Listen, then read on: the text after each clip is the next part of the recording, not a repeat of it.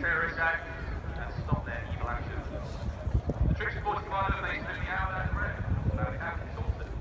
Private companies led by Major Tom O'Keefe is made up of 70 Marines who not long returned from a large multinational combat exercise in Belgium.